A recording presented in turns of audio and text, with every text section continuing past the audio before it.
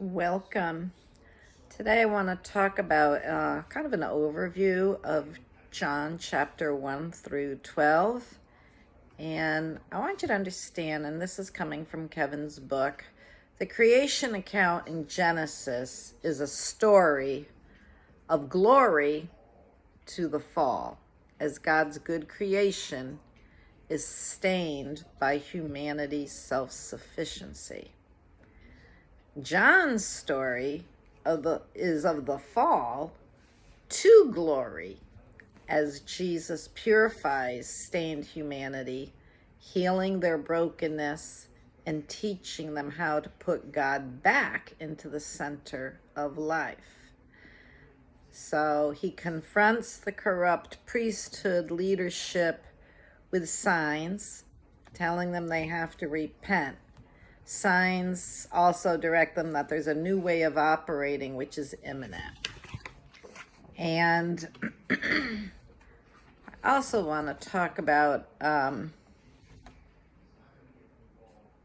in Isaiah 56:7,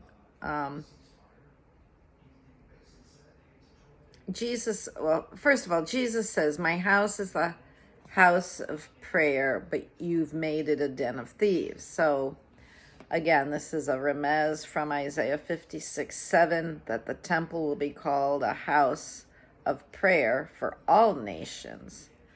All the nations are invited to come and to cleave to the Lord, not just the priests. So the den of thieves is a remez of Jeremiah 7:11, which is a judgment against the shepherds of Israel. Has this house, which bears my name, become a den of thieves to you? The statement from Jesus is a judgment against the temple priesthood leadership. There are robbers stealing from others and then retreating to the temple's safety, their den, to hoard their loot. They focus on what they can get, not what they can give. So I just want to bring this back to today. There are some large ministry names, mega churches, and I'm just going to suggest that they are more interested in gaining what they can, perhaps financially, maybe power. And in some cases, some of these individuals, whether it's a Christian band, whether it's people prominent in ministry or a pastor, have abused their authority. And I don't know about you, but there is a sifting going on within the church. It needs to be a house of prayer. We don't take advantage, excuse me, of the sheep.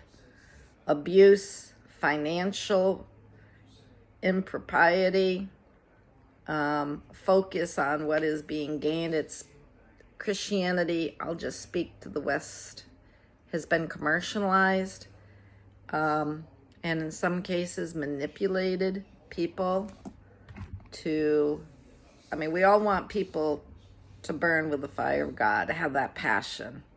And I'm not opposed to big events that fuel that expose, but we have to bring it back to a practicality.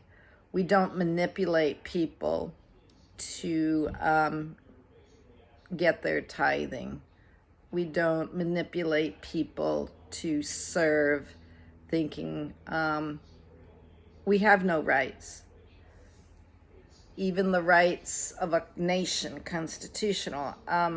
We're dead to ourselves. We serve a King, Jesus. We're aliens. We are ambassadors of heaven. And I'm not saying that our rights within a nation aren't important. They are. Life, liberty, and the pursuit of happiness should be God-given goals of every individual on the planet Earth. But again, we need to remember who we are serving, who we are representing. Some of these political regimes are man-made systems. Can God influence them? Yes. Will he use God's people? Yes. But we need to remember who we honor, who we serve, which is Jesus Christ, Abba Father. And we don't have to manipulate and do self-sufficiency, man-made ways of controlling people or influencing. We need to allow God to bring a shift. Even in the church, there's a division. Even the remnant is being sifted, I'm going to say. And if you feel like you don't fit in, I think it's because God's restructuring some things so that we can become a house of prayer, not a den of thieves and robbers. So, relational integrity, really key. Keep your nose clean, keep your nose down to the ground.